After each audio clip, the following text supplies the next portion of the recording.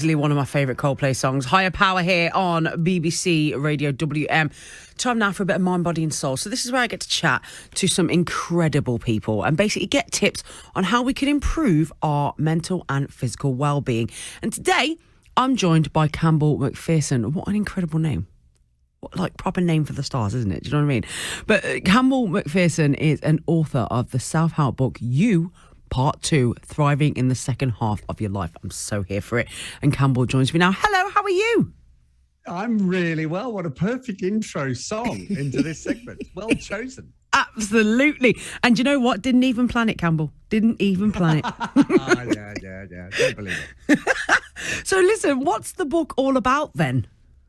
Well, it's sort of in the title, really. It's about the second half of your life, when you suddenly realize that you're 45 or 50 or perhaps even a few years older, and you suddenly think, hang on a second, I've got the whole second half ahead of me. The first half is gone. I can do nothing about it but learn from it. And I've got so much more to do, so much more to give. Why don't I just crack on? So that's why my wife Jane and I wrote this book.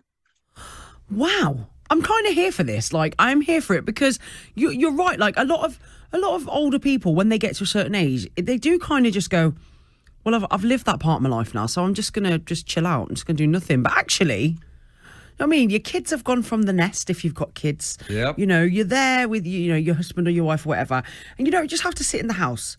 Go travelling. I don't know why that's always my automatic option. I know everyone goes, let's just go travelling. There's so much more to do. And what I realised that when I turned 55 a few years ago, it suddenly dawned on me that the whole universe had suddenly put me into a place that said, you're now old and irrelevant. And why don't you park your bike over there and let the young ones have a go? And I was incensed.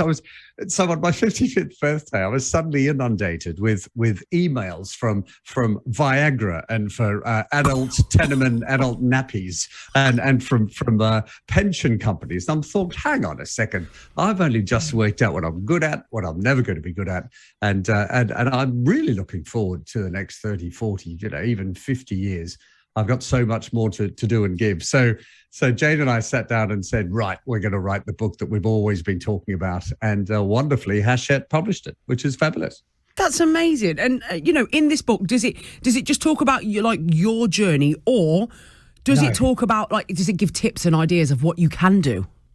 Yeah, precisely. It's not a book all about us. That would be, smug marrieds that move to Cheltenham, write a book. No one's going to read that one. It's a book that is all about attitude. It's about ageism and what it is and how to combat it. It's about change, which is really my specialty. I help organizations lead change, and I help people to embrace change. The best chapter in the book, in my view, is called Menopause versus Menopause. So it's about menopause and the paler male equivalent of it. It's about rethinking the word retirement. It's about working in the second half. It's about navigating aged care. It has to be about money, but at the end, it's all about acceptance, purpose, and finding contentment and drive in our Act 2. Love it. Absolutely love it. Do you think that there is a stigma attached to getting older? Oh, without a doubt. Without a doubt. In fact, ageism is not only illegal, it's everywhere. It's particularly in work. I think there was a study that only 16% of workers in their 50s and 60s feel that their experience is actually valued, and that's more than 60%, more than 6 out of 10 companies actually think age is a competitive disadvantage. And yet we're an older workforce. 40% of the workforce is over 50. And the over 50s are the most important customers that companies have as well. So there's a real change in the air that once people have woken up to this, once leaders have woken up to this, to change the way that their organizations view their experienced employees and their older customers. And it's I think there's a real, what do you call it? Not tide change, but whatever, huge change happening in the world. But you see ageism everywhere, in marketing and advertising, particularly in recruitment. And it's our job to look at it, laugh at it, ignore it, and crack on regardless. Love it. Love it. Now, of course, this book is aimed at people in the second half of their life. But do you think that there's a lot that younger people who may fear getting older can take from the book as well? Do you know, Letitia, that's a really good point. One of the readers sent us an email who loved the book, which was great, and said, I've now given it to my 20-something daughter because the lessons in this are the same for everyone. It's about embracing change, finding your mojo, finding your purpose. It's about changing relationships. You know, it's all of these lessons and thoughts. It's about how to live well, not just live well for longer. And we were a bit stunned with that. So they said, why don't you take a few of the chapters out, rebrand it as thriving in the first half of your life? But it's the same stuff. You know? Brilliant. Yeah, just change the title on the book, basically. Yeah, change exactly. a few words around, mix it up, and just put it back out there again. They'll never know. Damn, you've just uncovered the secret of the publishing industry. Don't tell anyone. I won't tell if you don't tell, Campbell, but stay right there because we're going to go to a tune, and when we come back, we'll have more from Campbell after the verve. We are talking Mind Body Soul this afternoon, and I'm still joined today by Campbell McPherson, author of the self-help book You Part 2, Thriving in the Second Half of Your Life. Campbell, are you with me? Well, I want to meet that grandfather. That's fantastic. Oh, honestly, that's brilliant. How savage is that? Imagine Talk like about you. no filter. Exactly. I was basically saying earlier that kids are the same. They have no filter. Yeah. They will say to you whatever comes in their head. Like they don't care. And I think grandparents get to a certain age and they just go, do you know what? I'm going to say what I see. I'm just going to call you out. Do you know what I mean? Totally, Natalie. And it really doesn't work in so many circumstances, but that is beautiful. Oh, gosh. You made my loved day. it. Thanks, Oh, well, I'm Letitia. glad I could do that. I'm glad I could do that for you. But you're an award-winning author, and you've also written another book called The Power to Change, which is all about embracing change in our lives. So tell us a bit about that one.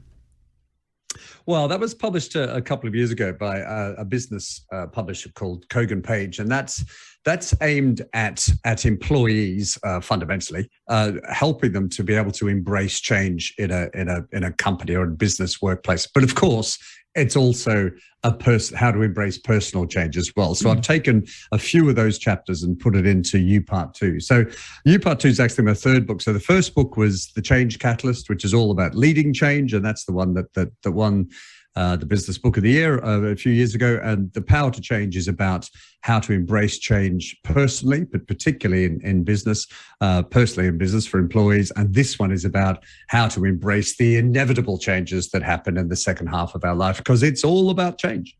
Absolutely. If you're a person that can't deal with change, maybe read these books.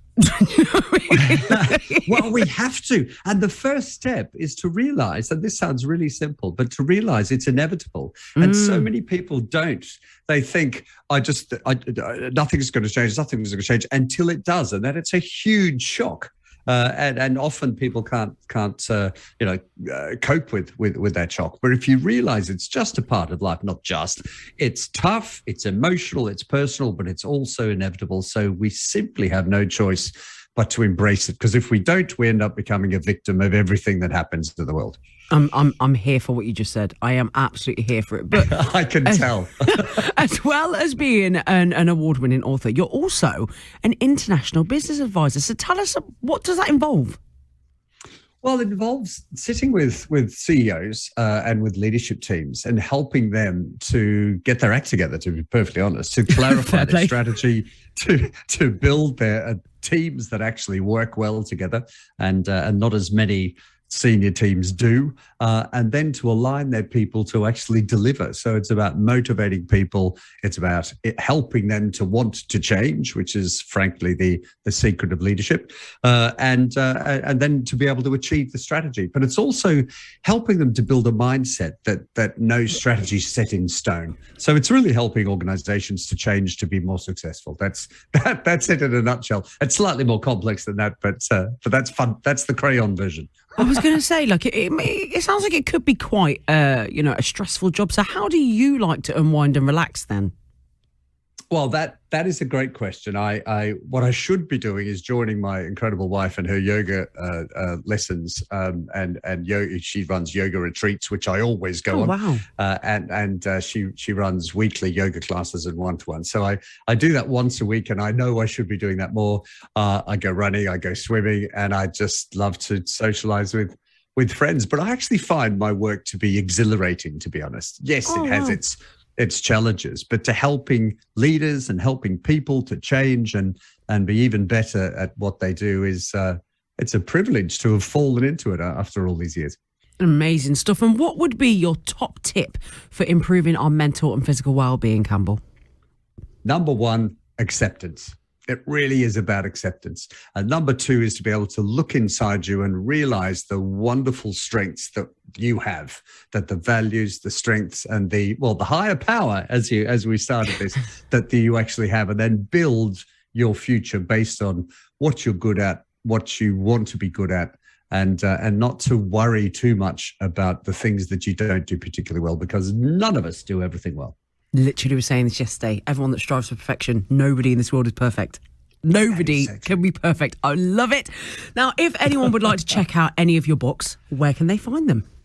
Well, Amazon is always the best place. It now is where 98% of books sold goes to there. I have You Part 2 on the list. You Part 2, Thriving the Second Half of Your Life, or go to the website, youpart2.com. Incredible stuff. Campbell, thank you so much for coming on and having a chat with me. It's been an absolute pleasure. Campbell McPherson there, author of the self-help book, You Part 2, Thriving in the Second Half of Your Life. Thanks again for coming on, but let's get the travel.